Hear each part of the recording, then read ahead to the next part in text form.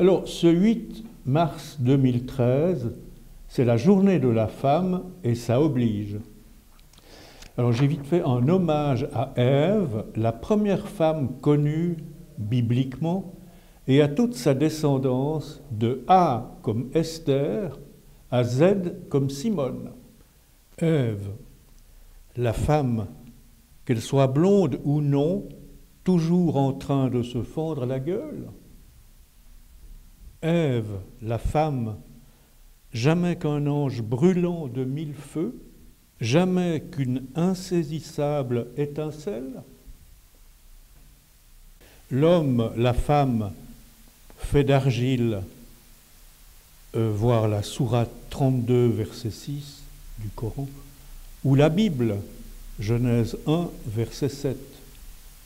C'est toujours l'arroseur arrosé, quoi qu'on fasse, sera-t-on toujours chocolat? Ici, les doigts de l'homme, toujours en train de se mouiller pour les droits de la femme.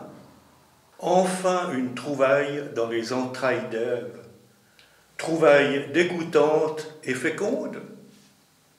Bref, voici Caïn et Abel, enfin libres. Tu t'appelles comment, mon frère?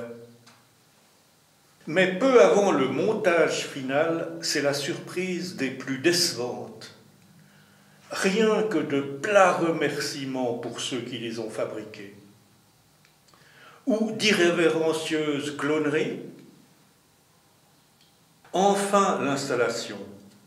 L'un d'eux dit « On se sent du feu de Dieu assis sur le soleil ». L'autre répond « Manquerait pas une petite sœur, histoire de pouvoir jouer, voire valser tous ensemble ?» Il me semble qu'on peut voir Adam à genoux suppliant Ève de lui donner une fille. À propos des points d'interrogation, j'adore Pivot, et Pivot considère le point d'interrogation comme le signe le plus important de la langue française. 2 jours après, pour que ça se soit bien tassé, que la boue soit descendue, et puis que l'eau devienne à peu près pure, de plus en plus pure. Et puis un élément intéressant intervient, c'est dans la partie en haut à gauche du verre. Vu en plan d'une partie du verre, pourquoi pas avoir une pensée pour le père de l'agneau immolé par Abel, juste avant le fratricide. Bref rappel, Caïn tue Abel. N'est-ce pas à lui ce bélier, devenu le bélier à la toison d'or, qui annonce le printemps tous les 21 mars?